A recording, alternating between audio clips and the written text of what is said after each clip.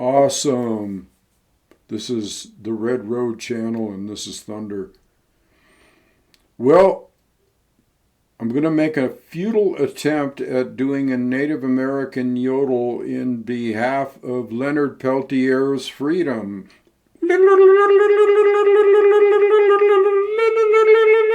Oh, well. That's it. He's free. Leonard Peltier, in case you don't know who Leonard Peltier is, he is a legend with the native people, a legendary figure. He was a Native American indigenous person that was jailed back in the 70s unfairly and accused of the murder of 2 FBI agents. Now, I'm going to have to set the record straight here because there's a lot of people out there, especially news organizations, because this has been politicized, obviously. In the first place, Biden is the last person in the world that I would have expected to pardon Leonard after 50 years of incarceration. 50 years, think about that. 50 years of an injustice done to an indigenous person of this land. For some reason, at the last second, Biden signed a pardon, and he was signing all kinds of pardons and clemencies and drug people and all kinds of things. So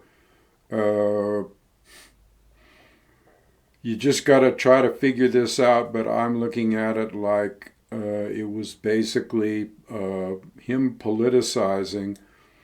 Let's face it, he did so much bad shit when he was in office that somehow he had to try to throw somebody a bone somewhere to make himself maybe look good, or maybe it was just, I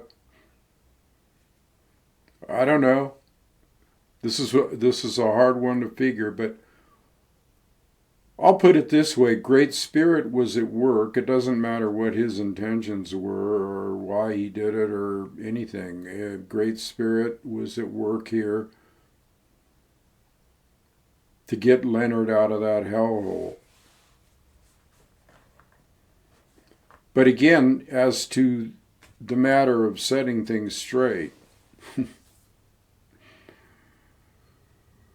when Leonard was arrested, and this was, I don't know, guess I'm not real good on dates and remembering all this shit, doesn't really matter. Back in the 70s, 73, 4, somewhere around there was all kinds of stuff going on. The Wounded Knee reoccupation, or the occupation of Wounded Knee by the American Indian movement in response to goon squads.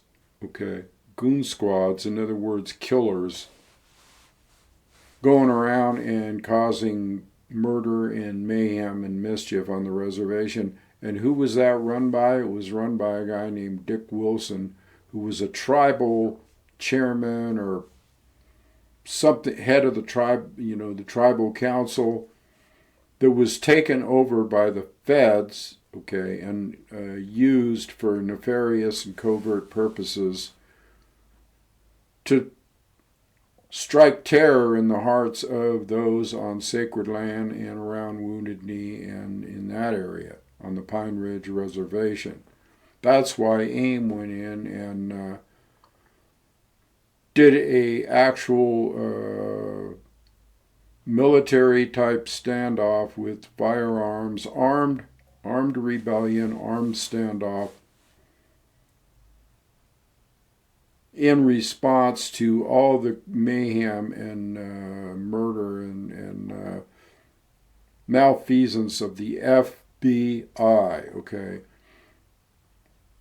So while all this was going on, it was a real war zone there. It was a war zone, and the feds were coming in, the FBI was coming in. Incidentally, just look at them today, how crooked they are, and you don't have to, there's no question about, you know, have they been crooked all along, and have they been an intimidating factor all along, and have they been a covert uh, terrorist factor?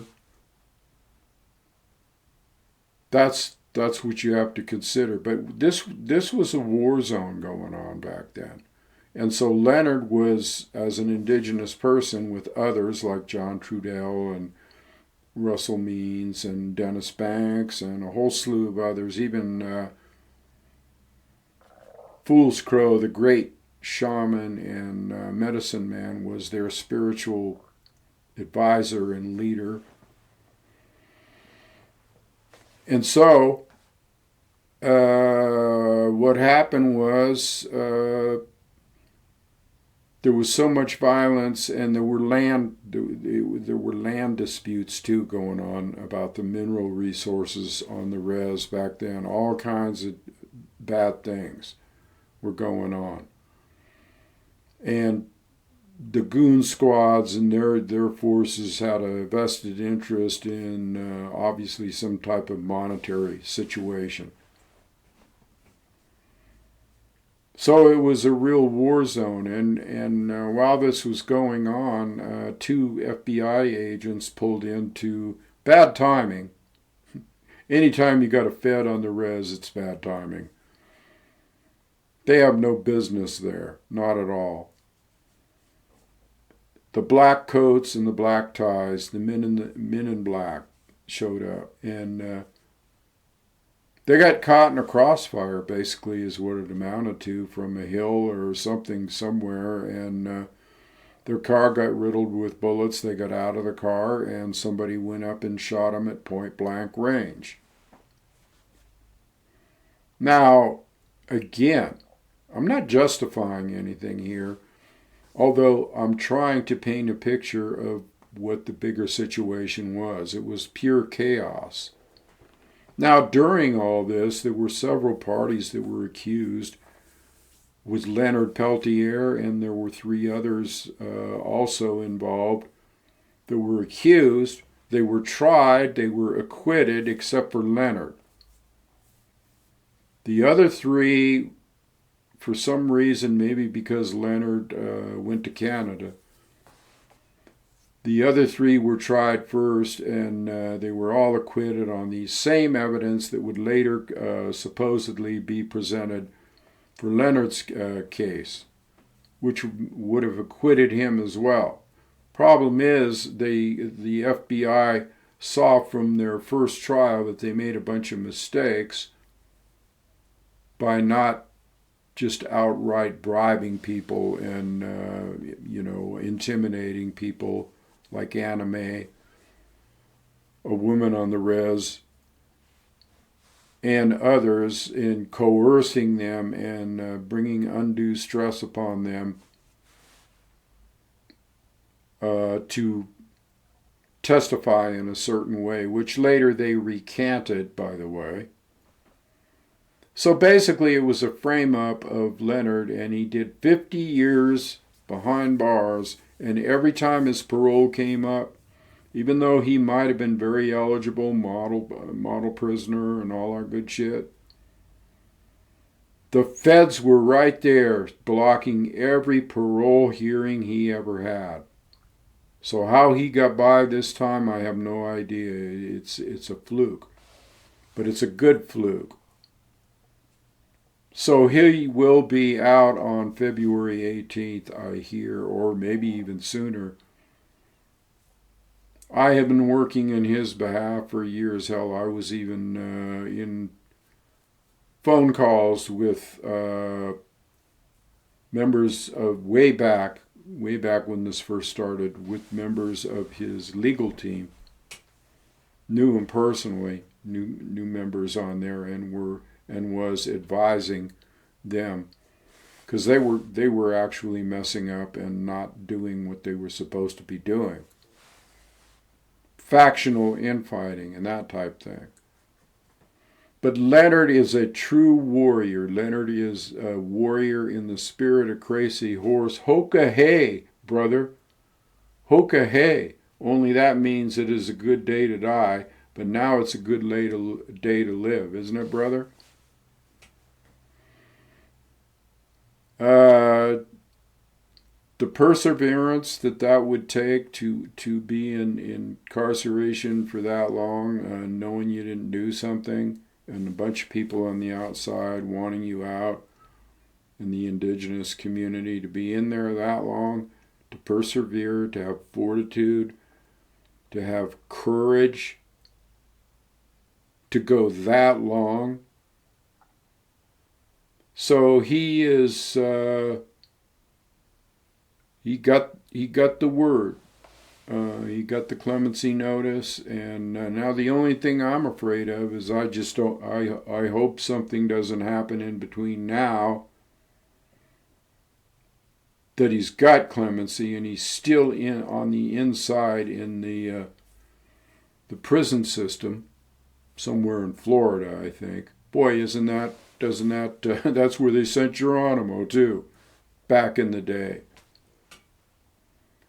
But I am concerned that he get out maybe before the 18th. They kind of intervene and get him out of there before, because once once the feds feel like they've been crossed, or they don't have a say in it anymore. They have people inside the prisons and gangs and all kinds of stuff in there, and so I am very, very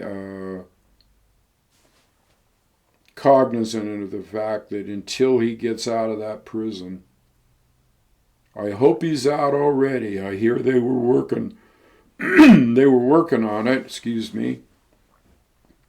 So he may be this but I just want to put that in there, that if he is still in there, you people need to get on it, and make sure that he's protected in any way possible. I kind of have a feeling that he will be, because it would be kind of obvious if something happened to him. They'd have a lot of explaining to do. And it would cause basically an uproar in the indigenous community. So if Great Spirit got him this far, it'll get him the rest of the way. But I just wanted to present that as a concern. And he will go to North Dakota, I believe it is, in the Ojibwe camp there. And incidentally, that's the same bloodline that I'm from. So that's why I also took up the Anishinaabe people. And sometimes known as Chippewa, but it's from Canada. Came down through Canada. That's my ancestral roots as well. So just felt a very, very kindred bond with him. Now that he's out, he can be surrounded by loved ones. And let me emphasize this, just so, in case you missed the point. It was a frame-up from the very beginning. And personally, this is just my personal take. Well, I better not go that far. But let's put it this way. It was a war zone, and anything that went down in that war zone was part of being in battle and warriorship and standing up for your people, let's put it that way. Because let's remember the Wounded Knee, the original Wounded Knee massacre of, 300 men, women, and children and babies, unarmed, at Wounded Knee by the feds, the federal forces, and then dumped into a mass grave. So let's put things into perspective here. You just fast forward that up till the 1970s. Nothing's changed. And so in my opinion, in my personal view, he was just being a warrior whatever happened. He was being a warrior in the spirit of Crazy Horse and trying to defend his people. We're talking Leonard here. So Leonard, personal, if you see this video, I'm so glad you're out, brother. I had tears rolling down my cheeks when I heard it was the best news that I could ever get at this particular time. For real. Because I know how that goes. So anyway, I just want to do a short video, no pictures or any of that stuff. I might comment, though, that since I was talking about the drones before, I haven't seen anything really that was supposed to happen on that, as far as Trump saying, on the first day of office, I am going to tell you exactly what those drones are in the sky.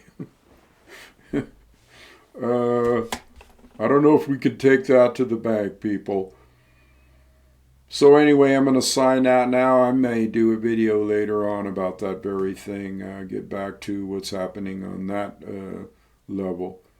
Appreciate all you people out there. I'm going to put a link to my Patreon, my Substack,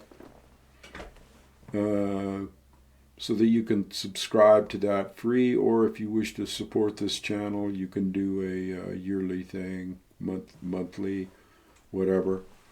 And that would help me immensely, because I sure need it.